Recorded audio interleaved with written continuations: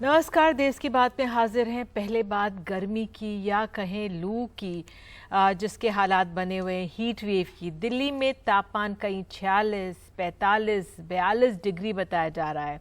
Heat wave को लेकर सरकारें दिशा निर्देश जारी कर रही हैं। स्कूल बंद किए जा रहे हैं। सलाह दी जा रही है कि दोपहर में काम ना हो तो बाहर ना निकलें। मौसम विभाग के अनुसार हम एक मैप के जरिए आपको दिखाते हैं कि मौसम विभाग ने क्या कहा है।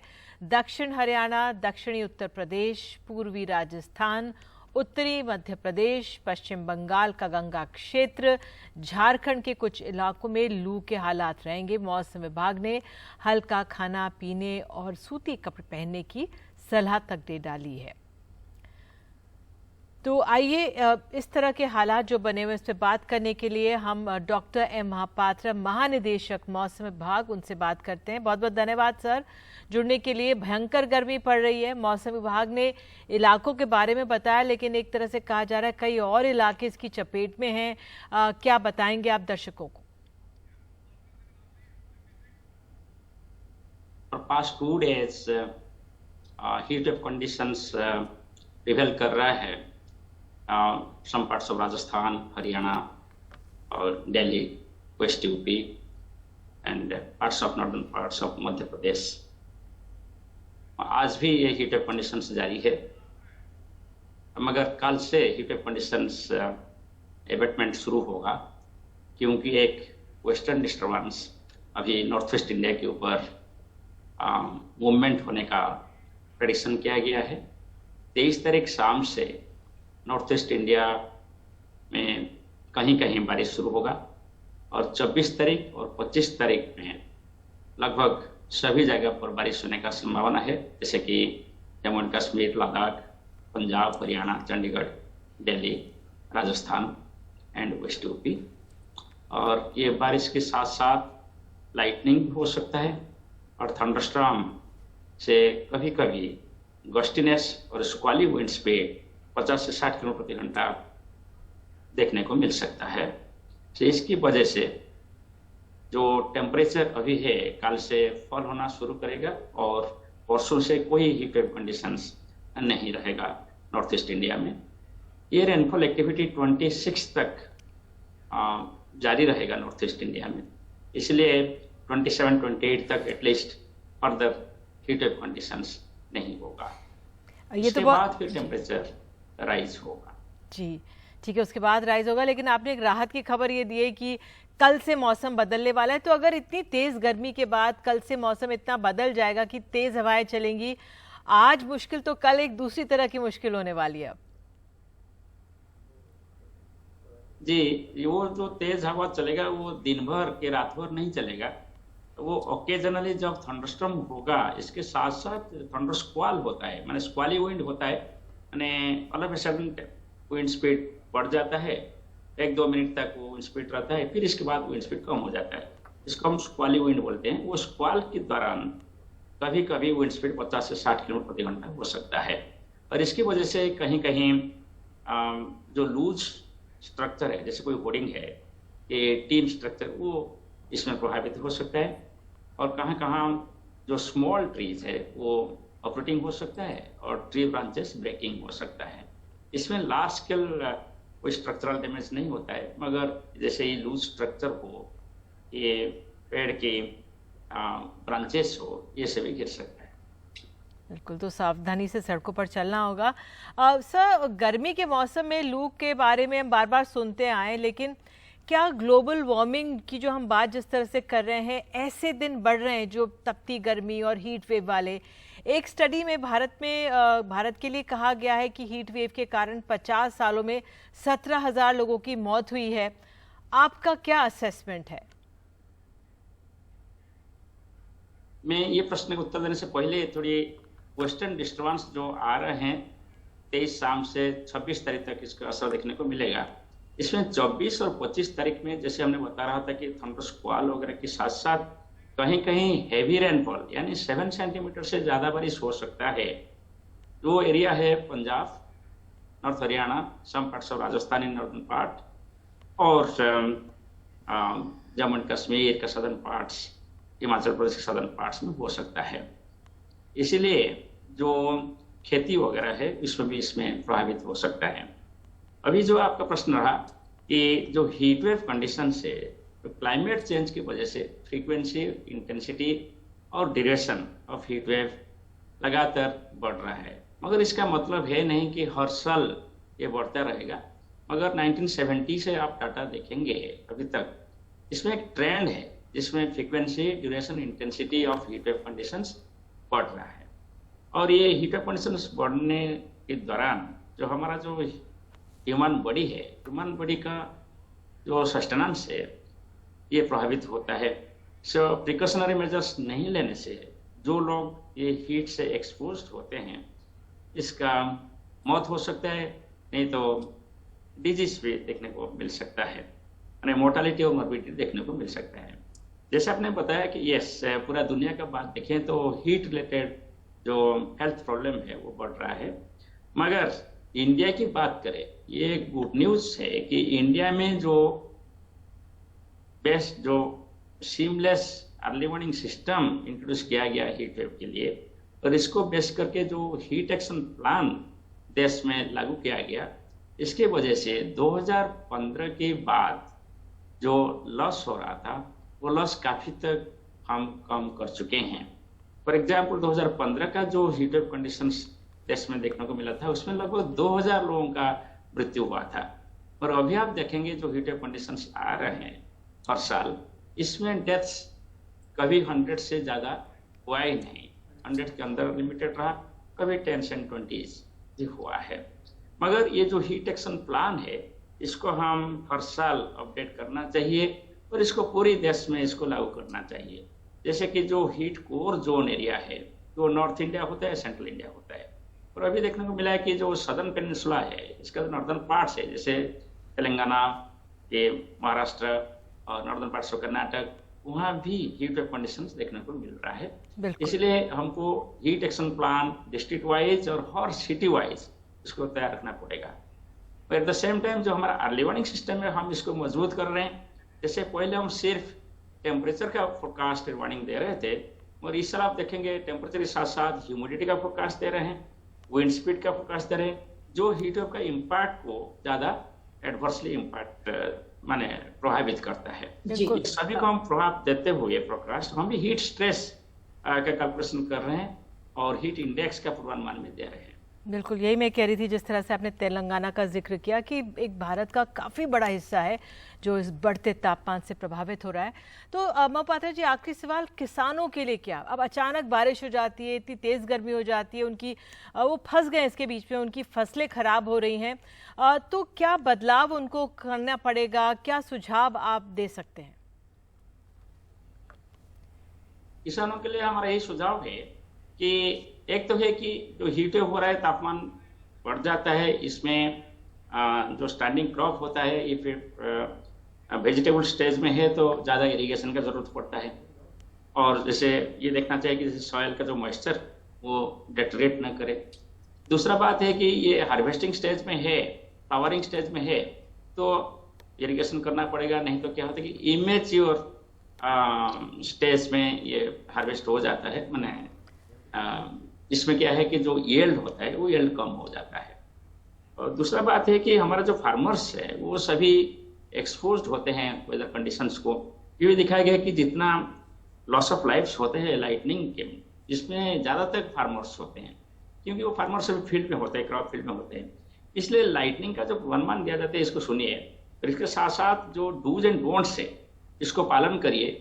जब लाइटनिंग देखने को मिलता है वो डूज एंड डोंट्स पालन करके अपने आप को सेफ रखिए और दूसरों की सेफ रखने के लिए इसको अवेयरनेस अपने आप करना चाहिए। जी, बहुत बहुत धन्यवाद जुड़ने के लिए और ये बातें समझाने के लिए महापात्रा जी। तो बहरहाल ऐसी परिस्थितियां कि कल से मौसम बदल जाएगा, जो उत्तर भारत में जो इतनी तेज़ गर्मी पड़ रही है, कल से अचानक मौसम बदलेगा, शाम से तो बिल्कुल राहत मिलेगी इस तापमान से। बहरहाल आइए आगे बढ़ते हैं और आपको बता देते हैं, ग्राउंड रिपोर्ट दिखाते हैं कि जिस तरह के हालात बने हुए हैं, तेज़ गर्म हवाओं के चलते लू की जिस तरह से स्थितियां बनी हुई हैं, इन सब के बीच सावधानी बरतनी ज़रूरी है। और इसी गर्मी के चलते इस मौसम में बिजली की खपत का नया रिकॉर्ड भी बना है और आशंका उसके टूटने की भी है। गर्म हवाएं चल रहे तो लू का भी संभावना आज है। तो इस स्थिति में देखिए, हीट वेव रीच करना जरूरी नहीं है। जब हाई टेम्परेचर्स के साथ आपका स्ट्रॉन्ग विंड्स चलेगा तो लू बहने का जो हम बात करते हैं वो पूरा ही बहुत खतरनाक होता है हमारे शरीर के लिए। तो उसी हिसाब से आपको प्रिकॉशन लेना पड़ेगा। तपिश की वजह से बदले हालात को लेकर कुछ सुझाव। हालात इतने खराब हैं कि सड़कों पर निकले लोगों ने भी गर्मी से बचने का रास्ता निकाल लिया है। किसी को छांव का सहारा तो कोई टोपी और छाते के नीचे। जिसको ऐसा सहारा न मिला तो कमीज सिर पर आ गई। गले को तरबतर रखने का इंतजाम भी है तो बच्चों के गले से उतरती कोल्ड ड्रिंक भी। ये सब चढ़ते पारे के बीच मर्जी से घूमने आने वाले लोग हैं। आज का हीट वेव स्थिति रहेगा south UP, south Haryana, Delhi में भी चांसेस हैं और नॉर्थ एमपी, बिहार, झारखंड और बंगाल में। इस भीड़ में धूप को शॉल से हराती ये महिला भी है जो पेट पालने की मजबूरी में पानी लेकर बैठी है। मजबूरी में सिर्फ यही नहीं, रोज कमाने खाने वाले दिहाड़ी मजदूर भी हैं। देश निर्माण में अहम भूमिका निभाने वाले ये मजदूर लंच ब्रेक में जमीन को गद्दा मान बैठे और इन्होंने छोटे से खंबे को तकिया बना लिया। गर्मी बहुत है, क्या कीजिएगा, कैसे करना ही पड़ेगा। गर्मी तो लगभग करता है, काम नहीं करेंगे तो कैसे कमाएंगे। अब उतना दूर से आए हैं यहाँ कमाने खाते। मजदूर आदमी है तो करना ही पड़ेगा ना। धूप के लिए थोड़ा आराम कर रहे हैं, लंच हुआ है। पारा फिलहाल आसमान पर है तो जमीन पर तकलीफ। रविवार को CUET परीक्षार्थियों की भी बढ़ी, कई बेहोश भी हुए। यही नहीं, इस गर्मी में 221 गीगावाट की बिजली खपत का नया रिकॉर्ड भी बना है और ऊर्जा मंत्रालय की माने तो खपत इसी सीजन में 229 गीगावाट तक जा सकती है। यहाँ पे गेट पे बच्चे कुछ फेंट होकर गिर गए थे गर्मी की वजह से। 44 के 42-43 के आसपास टेम्परेचर है, तो ये पानी की व्यवस्था नहीं है सेंटर पे। वैसे एक राहत की बात भी है कि कल से अगले 5 दिन तक तापमान में गिरावट के भी आसार हैं और बारिश के भी। नई दिल्ली से परिमल कुमार, NDTV इंडिया। तो इन गर्मी के मौसम की तस्वीरों से आपको सीधे ठंडक में लिए चलते हैं, श्रीनगर ले चलते हैं। G20 की बात करते हैं देश की बात में। पुख्ता सुरक्षा इंतजामों के बीच आज कश्मीर में G20 टूरिज्म ग्रुप की बैठक चल रही है। बैठक डल झील के तट पर शेर कश्मीर इंटरनेशनल कन्वेंशन सेंटर में आयोजित है। G20 की टूरिज्म डेलीगेशन वर्किंग ग्रुप की बैठक में पूरे क्षेत्र में सतत विकास को लेकर विस्तार से चर्चा हो रही है। 3 दिन तक चलेगी और अनुच्छेद 370 हटने के बाद पहली बार अंतर्राष्ट्रीय ये आयोजन हो रहा है। हमारी सहयोगी नीता शर्मा वहां पर मौजूद है। नीता, आप जरा बताइए वहां पे इस समय क्या क्या हो रहा है। सुरक्षा के कड़े इंतजाम है, आप डल झील के सामने खड़ी हुई हैं, जरा बताइए वहां पे हमारे दर्शकों को वहां की स्थिति। बिल्कुल निधि, जो श्रीनगर शहर है ये बहुत ही ज़्यादा खूबसूरत है। अगर आप यहाँ पे डल झील के किनारे आएँ तो जो एक रोमांटिसिज्म है, रोमांच है, वो सीमा पर होता है। पूरा मतलब हाइटेंड जो होता है उस पर होता है। यही बात जो है SKICPCC में चर्चा में चल रही है। देश भर के जो कई देशों से जो डेलीगेट्स आए हुए हैं, उन्हें जो यहाँ के नेता लोग हैं, यहाँ के प्रशासन के लोग हैं, यही बता रहे हैं कि जो कश्मीर है क्यों ज़रूरी है हर एक फिल्म के लिए, क्योंकि आपको कुछ ही किलोमीटर के दायरे में दूसरी जो है टोपोग्राफी मिल जाएगी। यहाँ पे आपको हरियाली भी मिल जाएगी, यहाँ पे आपको वाटर बॉडीज भी मिल जाएंगी, स्नो भी मिल जाएगा। तो आपको हर एक तरह, एक प्रोड्यूसर के लिए ये जन्नत है। कश्मीर जो है वो एक जन्नत है। ये बात जो हो रही है वो चर्चा हो रही है SKICC में। मैं इस वक्त निधि SKICC के बाहर ही खड़ी हुई हूँ। यहाँ पर जो है फिलहाल डेलिब्रेशंस हो रही हैं। देश के कई विदेश से जो 80 डेलीगेट्स हैं जो यहाँ पर आए हुए हैं, अभी उनके बीच में डिस्कशंस चल रही हैं। ये बताया जा रहा है स्पेन द्वारा कि उन्होंने किस तरह से प्लेटफॉर्म रेज किया, जहाँ पे जो स्पेन में जो शूटिंग्स होती हैं, बाकी के देशों के बारे में भी जो है वो चर्चा की जा रही है। जहाँ तक सुरक्षा का बात हो रही है, सुरक्षा के लिए पुख्ता इंतजाम है। यहाँ पर 3 लेयर ऑफ सिक्योरिटी जो है वो इरेक्ट की गई है ताकि ये जो बैठक है बिल्कुल सुरक्षा के दायरे में हो सके। साथ में टेक्नोलॉजी जो है वो ड्रोन टेक्नोलॉजी भी इस्तेमाल की गई है। सबसे दिलचस्प बात निधि ये है कि पिछले साल यहाँ पर कश्मीर में 1,88,00,000 लोग जो हैं वो आए थे। जम्मू के चीफ सेक्रेटरी जो अरुण कुमार है, उनका कहना है इस बार जो है ये आंकड़े उसके भी पार जाएंगे। और जो एक भारत चाहता है कि इंटरनेशनल लेवल पर ये बता सके कि लॉ एंड ऑर्डर के लिहाज से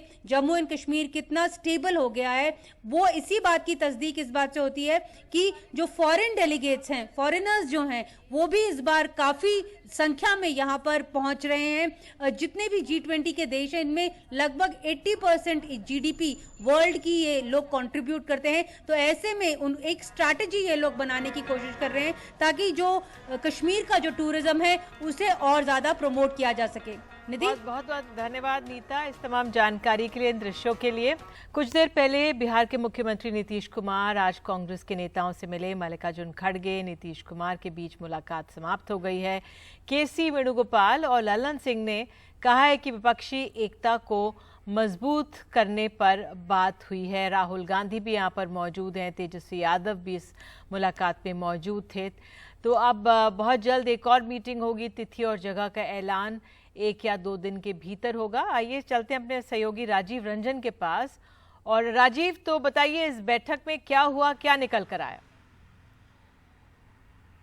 देखिए, बैठक में सबसे बड़ी बात निकल के आई कि विपक्षी एकता को लेकर फिर से एकजुटता जो कह सकते हैं देखने में आई। और कांग्रेस इस बैठक का कितना अहमियत दे रही है। राहुल गांधी भी उस बैठक में थे, केसी वेणुगोपाल भी थी। और सबसे बड़ी बात आपको बताया कि 40 दिन पहले यहीं पर जो नीतीश कुमार आए थे और उसके बाद जो है कांग्रेस के साथ बैठक की और कहा गया कि 2024 की तैयारी सब मिल के करेंगे। और उसके बाद नीतीश कुमार जो विपक्ष के कई नेताओं से मिले, अरविंद केजरीवाल से मिले, KCR से मिले, ममता बनर्जी से मिले, नवीन पटनायक से मिले, उद्धव ठाकरे से मिले, शरद पवार से मिले, तो तमाम नेताओं से मिले। तो उन नेताओं का फीडबैक क्या रहा, ये कांग्रेस का अध्यक्ष होती है। और अगले आने वाले यानी हो सकता है तो जून के पहले हफ्ते में एक अपोजिशन के नेताओं की एक बैठक हो सकती है। और सबसे बड़ी बात नीतीश कुमार की कोशिश यही होगी कि जो कांग्रेस से अलग कई सारे विपक्षी नेता हैं उनको एक साथ एक मंच पर कैसे लाया जाए।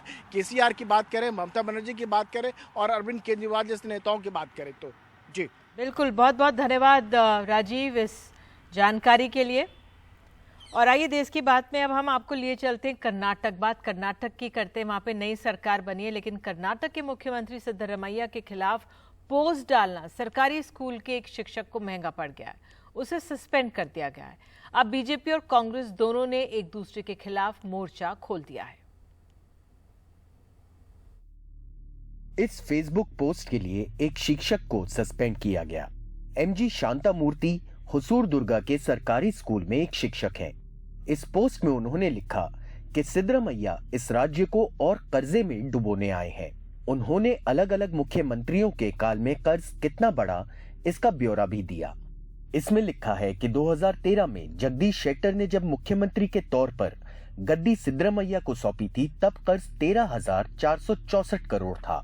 लेकिन सिद्धरमैया ने 2018 में जब गद्दी छोड़ी तब कर्ज बढ़कर 2,42,000 करोड़ हो गया था। MG शांतिमूर्ति ने ये पोस्ट शनिवार को शेयर किया था। सिद्धरमैया के मुख्यमंत्री पद के शपथ लेने से ठीक पहले शिक्षा विभाग ने उन्हें फौरन सस्पेंड कर दिया। अब बीजेपी और कांग्रेस इस सस्पेंशन को लेकर आपस में भिड़ गए हैं। कांग्रेस गवर्नमेंट में कितना खर्चा किया है, भाजपा गवर्नमेंट में कितना खर्चा है, इसके एक ट्वीट किया है, उनको सस्पेंड किया है। अरे चालू किया है वो रिएक्शन लेने के लिए, वो द्वेष करने के लिए कांग्रेस गवर्नमेंट चालू है। अब सबको मालूम है, सब कुछ दिन होने दो। एक प्रोटोकॉल होता है, सरकारी शिक्षक एक प्रोटोकॉल से बंधा होता है जिसका सब सरकारी अधिकारियों को पालन करना होता है। क्या सरकारी स्कूल टीचर को पॉलिटिक्स में इन्वॉल्व होना चाहिए? ये आपको बीजेपी से पूछना चाहिए। आरोप प्रत्यारोप का सिलसिला नए सिरे से शुरू हो चुका है। सरकार बदली है लेकिन सत्ता पक्ष और विपक्ष के नेता वही पुराने हैं।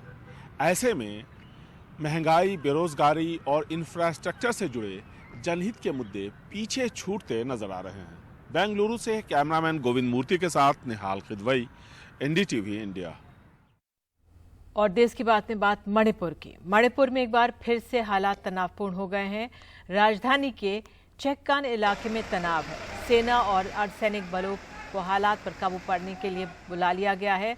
पुलिस सूत्रों के हवाले से मेइती और कुकी समुदाय के लोगों में एक स्थानीय बाजार में जगह को लेकर कहासुनी हो गई। इलाके में हिंसा की भी खबरें आई हैं। तस्वीरें आप देख सकते हैं। एक बार फिर से कर्फ्यू लगा दिया गया है। इससे पहले कर्फ्यू में 4 बजे तक शाम के ढील दी गई थी।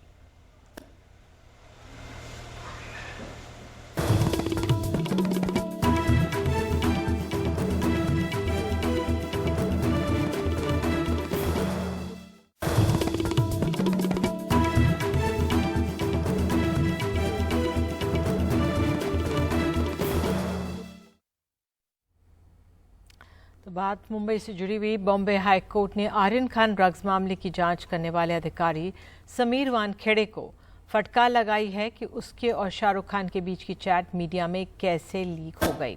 हालांकि वानखेड़े को हाई कोर्ट से राहत भी मिल गई है। उनकी गिरफ्तारी पर अगली सुनवाई पर रोक लगा दी गई है। अब 8 जून तक समीर वानखेड़े को गिरफ्तार नहीं किया जा सकेगा। बॉम्बे हाई कोर्ट ने हालांकि कहा है कि इस दौरान वानखेड़े जांच में सहयोग करेंगे, इस मामले पर मीडिया से दूर रहेंगे और गवाहों या सबूत से छेड़छाड़ नहीं करेंगे। –